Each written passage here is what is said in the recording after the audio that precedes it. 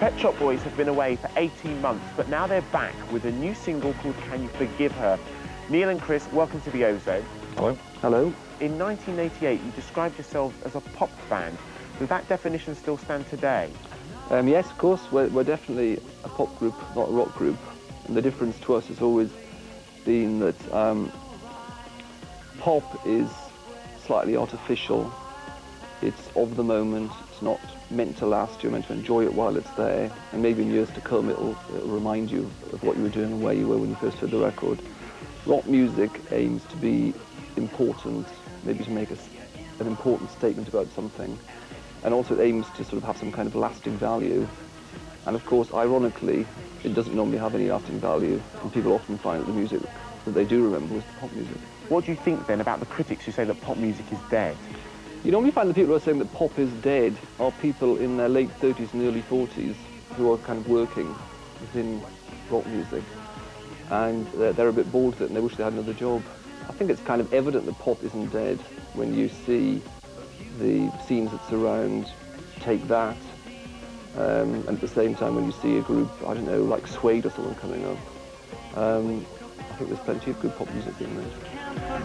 She's made you some kind of laughing stock because you dance to disco and you don't like rock. She made fun of you and even in bed said she was gonna go and get herself a real man instead. So ask yourself now, can you forgive her? Does it upset you when people say that your music sounds the same? Yeah, because I don't think it does all sound the same. In fact, you know, I think our music's constantly changing because we're always being, you know, we're always being influenced by sort of dance music or whatever's happening, and that's changing rapidly. And but there are certain constants, like Neil's vocal, for instance, so that will always tie a track down to being us. Chris, you always seem to remain quite anonymous. Do you have a burning desire ever to sort of do something outrageous? Well, not on camera, I wouldn't think so. Because I do a lot of the talking, people sometimes think that I must have a dominant influence on the Pet Shop Boys because they hear my voice more often. But, you know, it's a democracy.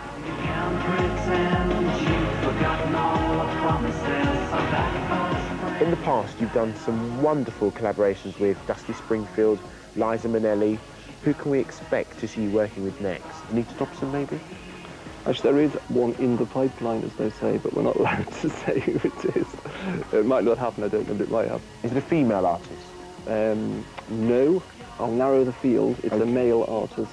Would I have heard of him? He's very, very famous, and that's all I'm going to say about it. So the title of the new album, we don't know what it is yet, do you? No, we don't yet. But we normally decide the title of the album at the last minute. Are you working on a one-word title? Well, we're working on a one-word title and also on a multi-word title. So we haven't... Actually, I've got a Scion organizer, these little computer things, and we've got a list about that long in it that you have to kind of page through of titles.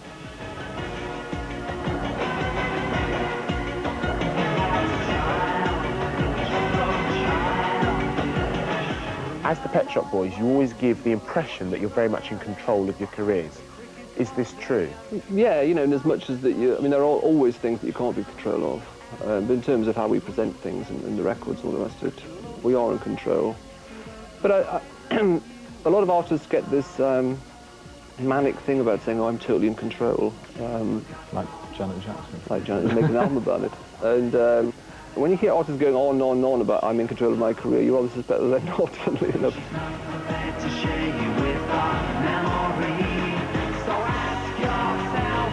Now, do you know any good jokes about pop stars? Jokes? Jokes? No, you'd have to warn me about that one. Well, no, it's just I've got this joke. Yes. And it's about the Pet Shop Boys. Oh, okay. But do you want to hear it? Yeah. How many Pet Shop Boys does it take to change a light bulb? 2? 2? Yes. Okay, so what do the 2 do then? What do the 2 do? It's not rude, is it? It's not rude, no, not from me. 1 to change the light bulb, and 1 to sit around looking bored. Thank heavens they found it funny.